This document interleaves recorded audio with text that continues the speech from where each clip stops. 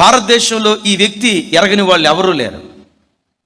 Babasaheb Ambedkar, doctor BR Ambedkar. ఆయన అనుభవించినన్ని పేదరికపు శ్రమలు ప్రపంచంలో ఏ మనుషుడు అనుభవించలేదు అని చెప్పటంలో లేశమైన సందేహం లేదు. పేద స్థితిలో పుట్టినవాడు ఈరోజు ఎలా పిలువబడుతున్నాడో తెలుసా? భారతదేశ రాజ్యాంగ నిర్మాతగా పిలువబడుతున్నాడు. ప్రపంచ దేశాల్లో మహనీయులని పిలువబడిన వారు కోకొల్లలుగా ఉన్నారు. అమెరికానేమి, ఆస్ట్రేలియానేమి, భారతదేశం ఏంటి, ఇంగ్లాండ్ ఏంటి, న్యూజిలాండ్ ఏంటి, ప్రపంచ దేశాలు 200 దేశాలకు పైగా ఉన్నాయి. ఈ 200 దేశాల్లో మహానుభావులని పిలువబడిన వారు అనేకులు పుట్టారు. అయితే ఈ మహానుభావులని పిలువబడిన వారిలో ప్రపంచ దేశాల్లో ఎక్కువ స్టాట్యూస్, విగ్రహాలు, శిలాఫలకాలు, విగ్రహాలు ఎక్కువ ఎవరి ఉన్నాయో తెలుసండి? The great doctor BR Ambedkar.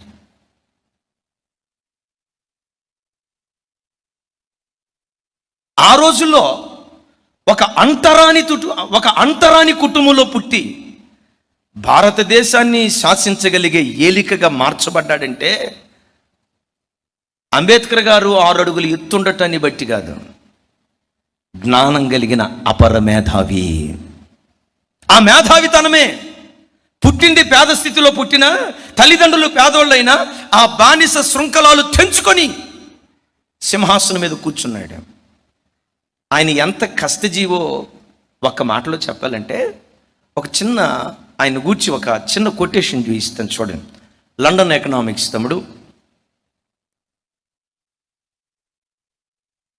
చూడండి ఒకసారి, నేను చదువుతాను, నాతో కలిసి ఇంగ్లీష్ రానోళ్ళు కూడా ఇంగ్లీష్ నేర్చుకునే చక్కటి అవకాశం. Right. In the London school of economics, Baba Saheb completed 8 years of study in just 2 years 3 months. For this, he studied 21 hours per day.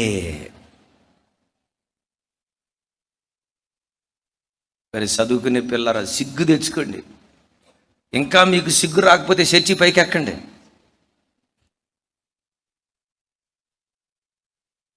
తల్లిదండ్రులు తిని తినక కడుపు చంపుకొని కార్పొరేట్ స్కూల్లో చదివిస్తున్నారా?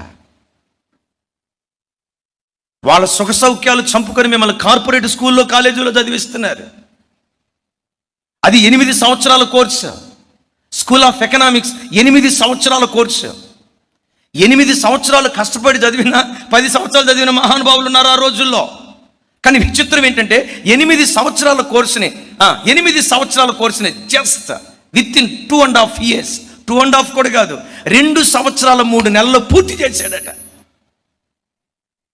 రాజశేఖరయ్య గారు చెప్తారు, ఎరా ఏం చదివేవరా అంటే ఎంఏ అన్నాడంట. ఒరే నాకు తెలియకుండా ఎంఏ ఎక్కడ చదివేవరా అంటే వాడు అన్నాడంట, ఒరే నాకు తెలియకుండా ఎంఏ ఎక్కడ చదివేవు, 10వ తరగతే కదరా అన్నాడంట. ఆడన్నాడట, నేను చెప్పేది కూడా అదే అయ్యగారు, ఎంఏ చదివేను అన్నాడంట. అయ్యగారికి అర్థంగా, ఒరే నువ్వు చదివింది 10 కదరా, ఎంఏ ఎక్కడ చదివేవని అయ్యగారు అంటాడంట. వాడంటాడంట, నేను చెప్పేది కూడా అదే అయ్యగారు, నేను చదివింది ఎంఏనే అంటాడంట. ఎట్లా ఎంఏరా అంటే, అయ్యగారు నా ఎంఏ ఏంటంటే ఎం అంటే మళ్ళీ, ఏ అంటే అదే, ఎంఏ అంటే మళ్ళీ అదే. అంటే మళ్ళీ 10వ తరగతే. చూడండి, 8 సంవత్సరాల కోర్సుని 2 సంవత్సరాల 3 నెలల్లో పూర్తి చేశాడు. ఎట్లాగో తెలుసా? రోజుకొచ్చి 21 గంటలు హాయిగా నిద్రపోయేవాడు. అవునా? రోజుకొచ్చి 21 గంట కష్టపడి చదివేవాడు. శ్రమని ఆయుధమైతే నువ్వు పుట్టింది పేద స్థితిలో పుట్టిన, దాసుల ఇంటిలో పుట్టిన, పేదవాడి ఇంటిలో పుట్టి పెరిగిన ఆ పేదరికపు సంఖ్యలు తెంచుకొని ఆ కష్టమే నేను సింహాసనం మీద కూర్చోబెడతది. తల్లిదండ్రులారా, చదువు విలువ తెలుసుకోండి. పిల్లలకు చిన్నతనం నుంచి చదువు విలువ నేర్పండి. జ్ఞానము ఎంత గొప్పదో జ్ఞానము యొక్క ఔన్నత్యాన్ని గురించి తెలియచేయండి. అట్టివాడు దేశములో పేదవాడిగా పుట్టిన పట్టాభిషేకమునందుటకు. అసలు ఆ మాట ఎంత అద్భుతంగా ఉందో చూడండి. చెప్పండి మరోసారి. ఎట్టివాడు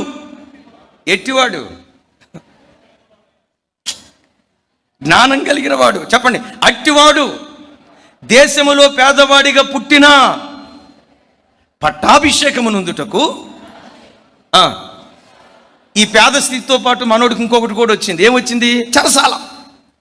ఒకవైపు పేదరికం, మరొక వైపు చెరసాల. కానీ ఏముంది చెప్పాలి? ఏముంది? ఆ జ్ఞానమే ఆ పేదోడిని లేవనెత్తిందండి. చెరసాల బంధకాలు తెంచిందండి. ఆ జ్ఞానమే చెరసాలలో ఉన్నవాడిని సింహాసనానికి నడిపించింది. ప్రభు బిడ్డలారా, రోజుకొచ్చి 21 గంట చదివేడు అంటే ఈజ్ ఇట్ జోక్? ఒరే, రోజుకొచ్చి 2 గంటలు చదువుకోమంటేనే నీకు ముళ్ళ మీద కూర్చున్నట్టు ఉంటుంది. అదే పబ్జీ గేమ్ ఆడుకోమంటావా? సైకో అయిపోయేదాకా ఆడుకుంటావురా నాయన. క్రికెట్ ఆడుకోమంటావా? ఇక క్రికెట్ బెల్లంగోడు, ఇక్కడ బెల్లంగోడు లేదేమో. ఈ క్రికెట్ నీకు పుట్టినిల్లు. చదువుకునే టైంలో దాని మీద లక్ష్యం ఉంచక జీవితాలు పాడు చేసే వాటి వైపు వెళ్తున్నారు. నా ప్రభు బిడ్డలారా, the great doctor BR Ambedkar garu రోజుకొచ్చి 21 గంట చదివి 2 సంవత్సరాల 3 నెలల్లో పూర్తి చేశాడు. ఆయనలో ఉన్న ఒక గొప్పతనం ఏంటంటే, ప్రపంచ దేశాల్లో అతి పెద్ద ప్రైవేట్ లైబ్రరీ ఎవరిదైనా ఉందంటే the great doctor BR Ambedkar గారిది. Private library. ఈ ప్రైవేట్ లైబ్రరీలో ఎన్ని పుస్తకాలు ఉన్నాయో తెలుసా?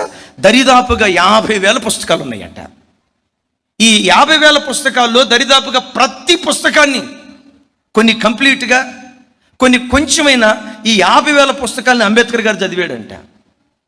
అమ్మా, ఎన్ని పుస్తకాలు? ఒకసారి అడుగుతా, కనీసం నీ జీవితంలో రక్షించబడి యేసు ప్రభు నమ్ముకుని 10 సంవత్సరాలు అవుతుంది కదా, కనీసం ఒక్కసారైనా బైబిల్ చదివావా? కనీసం ఒక్కసారైనా బైబిల్ చదివావా? చదవకపోతే ఏమీ లేదు. హుస్సేన్ సాగర్కి వెళ్దాం పదండి.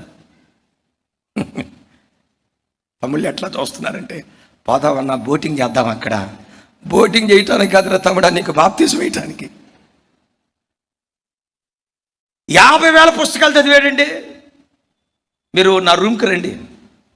నా ఆస్తి అంటూ ఏమైనా ఉందంటే పుస్తకాలే. చదువుకునేటప్పుడు పుస్తకాలు పురుగుని. నేను చదువుకునేటప్పుడు నా చుట్టూతో నోట్సులు ఉంటాయి చక్కగా. దేవుని కృప.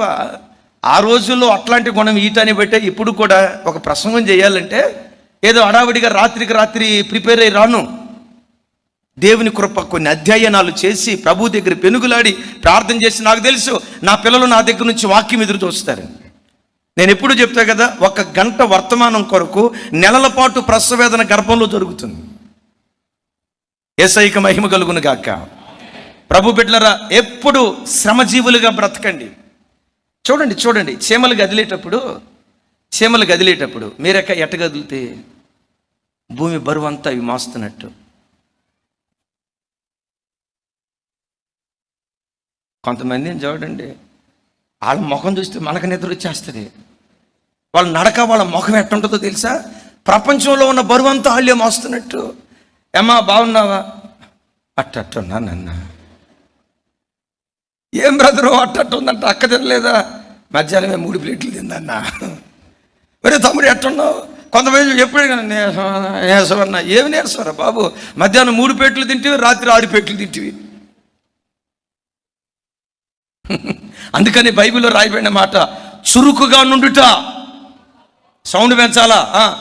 చురుకుగా నుండుట గొప్ప భాగ్యం. అది ఎప్పుడు లేడి పిల్లలాగా గంతులు వేస్తూ చెంగు చెంగుమని ఎగురుతూ చురుకుగా ఉండటం క్రైస్తవ జీవితంలో అదొక ఆశీర్వాదం. అమ్మా, నీ పిల్లలకు నువ్వు సోమరితనం అలవాటు చేస్తే, నీవు సోమరివాడిగా బ్రతికితే, సోమరితనం ఉన్న చోట దారిద్రత ఏలుబడి చేస్తుంది. సోమరితనం ఉన్న చోట లేమి పేదరికం ఏలుబడి చేస్తుంది. నీ దాస్యపు శృంఖలాలను తెంచగలిగిన శక్తి కష్టంలో దాగి ఉంది. కష్టజీవిగా బ్రతుకుదువుగాక. చప్పట్లు కొడుతూ ప్రభుకి స్తోత్రాలు చెప్దాం. కష్టజీవులుగా బ్రతుకుదాం. హల్లెలూయా.